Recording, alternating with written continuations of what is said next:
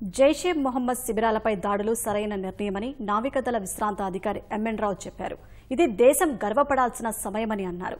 దాడుల తదనంతర పరిణామాలకు సైన్యం సిద్ధంగా ఉండాలని చెబుతున్న ఎంఎన్ రావుతో ముఖాముఖి. వాస్తవాధైన రేఖను దాటి ఈ పుల్వామా దాడికి ప్రతీకారంగా భారత్ ఈ తెల్లవారుజామున జరిపిన దాడికి సంబంధించి అలాగే ఇటువంటి దాడులు రక్షణ దళాల్లో ఏ రకంగా స్థైర్యాన్ని పెంచుతాయి, అలాగే రక్షణ దళాలకి ఏ రకంగా దిశానిర్దేశం చేస్తాయి, ఈ కీలకమైన దాడుల సమయంలో వివిధ విభాగాలు సమన్వయంతో ఎలా పనిచేస్తున్నాయి, ఈ అన్ని అంశాలకు సంబంధించి మనకి ఇక్కడ ఎంఎన్ రావు గారు ప్రస్తుతం అంతా ఉన్నారు. ఆయన నేవీలో పనిచేసి రిటైర్ అయ్యారు, కమ్యూనికేషన్ విభాగంలో పనిచేసి ఆయన పదవి విరమణ తీసుకున్నారు. రావు గారు, ఇప్పుడు ఇటువంటి దాడులు అంటే మొన్న సర్జికల్ స్ట్రైక్ జరిగింది, ఆ తర్వాత ఈ దాడులు జరిగాయి, ఇప్పుడు ఇవాళ జరిగిన దాడికి సంబంధించి ఏ రకంగా భారత ప్రభుత్వం వ్యవహరించిందని మీరు అనుకుంటున్నారు? భారత ప్రభుత్వం ఈ విషయంలో చాలా మంచి డెసిషన్ తీసుకుందండి. మేము డిఫెన్స్లో పనిచేసి వచ్చాం కాబట్టి మాకేంటంటే ఎప్పుడూ కూడా అవతలవాడు ఏదైనా మనం చేస్తే వెంటనే మనం రిటాలియేట్ అవ్వాలి, మనం ఎంతగా తక్కువ కాదు అని చూపించుకోవాలనేది మా ఆకాంక్ష. దానికి మేము ప్రాణంగా పెడతాం. అది అసలు ప్రాణంగా పెట్టే మేము డిఫెన్స్లోకి వెళ్ళాం కాబట్టి మా డ్యూటీ అది. కాకపోతే ఏంటంటే ఈ రాజకీయ కారణాలు ఇవన్నీ కారణాలు రీత్యా మమ్మల్ని కొంతవరకు ఏంటంటే వెనక్కి ఉంచుతారు. వద్దు, మనం దాన్ని సంయమనంగా ఏదో చేద్దాం, రాజకీయంగానే లేకపోతే ఇంకో రకంగా దాన్ని సాల్వ్ చేసుకుందాం అనుకుంటారు. కానీ ప్రతిసారి అలా సాల్వ్ చేసుకోవడం అనేది కూడా కరెక్ట్ కాదు. ఇప్పుడు పరిస్థితుల్లో ఏంటంటే వాళ్ళు చాలా విచ్చలవిడిగా టెర్రరిజాన్ని ప్రమోట్ చేస్తున్నప్పుడు మనం ఇంకా వెనక్కి తగ్గి ఉండడం మంచిది కాదు. కొంచెం మనం ప్రపంచంలో చూస్తే 5, 6 నెంబర్లో ఉంటాం శక్తిలో. ఈవెన్ టేక్ మిలిటరీ, ఆర్మీ అవనండి, నేవీ అవనండి, ఎయిర్ ఫోర్స్ అవనండి, we are standing less than 10 in the world. And we are powerful forces, but because of the political issues మనం వెనక ఉంటున్నాం. బట్ ఈ రోజు అయితే ఏదైతే జరిగిందో పుల్వామా జరిగిన తర్వాత అవనండి, ఇంతకు ముందు సర్జికల్ స్ట్రైక్ అవనండి, these are the best things that a country has to do.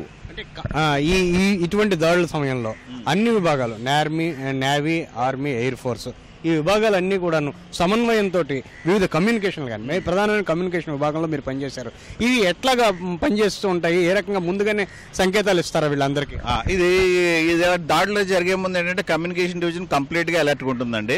ఈ రడార్స్ని మనం 24/7 యాక్యురేట్ కండిషన్స్లో మనం ఆపరేట్ చేస్తూ ఉంటాం. మన రిటాలియేషన్ కూడా ఏంటంటే the moment we identify something will inform to the control centre and control centre immediately react. ఇప్పుడు మిరాజ్ 2000 తీసుకోండి, పుల్వామా తర్వాత చేసింది. మిరాజ్ 2000 దాని కెపాసిటీ ఏంటంటే నార్మల్ కండిషన్స్లో 2000 మైల్స్ పర్ హవర్ వెళ్తుంది అది. సో అటువంటి ఫాస్ట్ ట్రాక్ ఎయిర్ క్రాఫ్ట్స్ ఉన్నప్పుడు ఏంటంటే మన దగ్గర టైం కూడా చాలా తక్కువ ఉంటుంది రియాక్ట్ అవ్వడానికి. సో మనం చేసింది కూడా చాలా మంచిదే, మిరాజెస్ని వాడడం. మనకి 2000 జస్ట్ ఇలా ఎల్ఓఏలోకి వెళ్ళడం, మెయిన్ బాల్కోట్ ఇవన్నీ ఉన్నాయి కదండి, వాళ్ళ స్థావరాలు కొట్టడానికి మిరాజెస్ సరిపోతాయి. మీరు కార్గిల్ వార్ సమయంలో మీరు కొంత అక్కడ పనిచేసిన కమ్యూనికేషన్ డివిజన్లో పనిచేసిన అప్పుడు ఈ విభాగాలన్నీ ఎలా సమన్వయంతో పనిచేస్తాయి? అబ్సల్యూట్లీ అండి, 3 విభాగాలు కూడా చాలా చక్కగా ఉంటాయి. ఆర్మీకి ముఖ్యంగా కార్గిల్ విషయంలోకి వచ్చేసరికి ఆర్మీకి చాలా హెల్ప్ చేయాల్సి వచ్చింది మాకు. ఆర్మీకి, ఎయిర్ ఫోర్స్కి కూడా మేము కమ్యూనికేషన్ డివిజన్ అంటే నేవీ, ఆర్మీ, ఎయిర్ ఫోర్స్ నుంచి కమ్యూనికేషన్ డివిజన్ వాళ్ళని అక్కడ తీసుకెళ్లి పెట్టడం జరిగింది. సో వెంటనే కమ్యూనికేషన్ వ్యవస్థ చాలా ముఖ్యమైనది కాబట్టి అది మేము వెంటనే చేయడం జరిగింది. కమ్యూనికేషన్ వ్యవస్థ వల్ల కూడా మనకి ఈజీగా సక్సెస్ వచ్చింది. శత్రు బలం అంచనా వేయడానికి ప్రధానంగా ఇందులో దృష్టిలో ఉంచుకోవాల్సిన అంశాలు ఏంటి? అంటే ఇప్పుడు పాకిస్తాన్ విషయంకి వచ్చేసరికి వాళ్ళకి బై ఎయిర్ తప్ప వాళ్ళు ఇంకో విధంగా మనల్ని అటాక్ చేయలేరు, అందులో సందేహం లేదు. బై గ్రౌండ్ రాలేరు కాదు. సో ఎయిర్లో వచ్చేటప్పుడు ఏంటంటే వాళ్ళు కూడా సేమ్ ఎయిర్ క్రాఫ్ట్స్, వాళ్ళ దగ్గర కూడా F-16s, మిరాజెస్ ఉన్నాయి అవి. సో వాటి ద్వారా వాళ్ళని చేయడానికి ఉంటుంది. సో ఇప్పుడు మనం చేయాల్సిందల్లా ఏంటంటే మన రడార్స్ రెడీగా ఉంచుకోవాలి. We have to wide open our eyes and towards our boundaries and retaliation the standards మనం చాలా రెడీ చేసుకోవాలన్నమాట.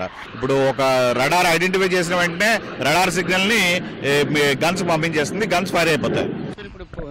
ఈ ప్రస్తుతం ఈ అటాక్ కూడా జరిగింది, ఈ అటాక్ పూర్తి స్థాయి యుద్ధంగా మారే ఛాన్సెస్ ఏమైనా ఉన్నాయి బోర్డర్లో? అంటే నాకున్న ఎక్స్పీరియన్స్ ప్రకారం పూర్తి స్థాయి అటాక్ అన్నది ఇప్పుడు కష్టం అండి. అంత కన్వెన్షనల్ వార్స్ ఈ మధ్యకాలంలో జరిగినవి లేవు. కన్వెన్షనల్ వారు జరగకపోవచ్చు. కానీ ఏదైతే లైన్ ఆఫ్ యాక్చువల్ కంట్రోల్లో స్థావరాలు ఉన్నాయో, జైషీ మహమ్మద్ అవనండి, ఇంకోటి అవనండి, వాటిని పూర్తిగా నాశనం చేసే ప్రక్రియ మనం కంటిన్యూస్గా చేయాలి. ఇలా ఒకసారి చేసి ఊరుకోకుండా కంటిన్యూస్గా మనం చేస్తూ రెగ్యులర్గా పీరియాడికల్గా చేస్తుండాలి. పీరియాడిక్ సర్ప్రైజ్ వాళ్ళకి ఇస్తూనే ఉండాలి. ధన్యవాదాలు. ఇది ఎంఎన్ రావు గారు చెప్తుంది. ఎందుకంటే వాస్తవాధీన రేఖ కానీ లేదా కాశ్మీర్ సరిహద్దుల్లో కానీ యుద్ధానికి ఎప్పుడు సైనికుడు సిద్ధంగా ఉంటాడు. కావాల్సింది మనోధైర్యం. దేశ సామాన్య ప్రజలంతా కూడాను వారికి మనోధైర్యాన్ని ఇచ్చే మాటలు చెప్పాలనేసి ఏమో కోరుకుంటున్నామని సైనిక దళాల నుంచి ప్రధానంగా ఆశిస్తుంది. కేవలం సి శ్రీనివాసరావు, కూర్మరాజు, ఈటీవీ న్యూస్, విశాఖపట్నం.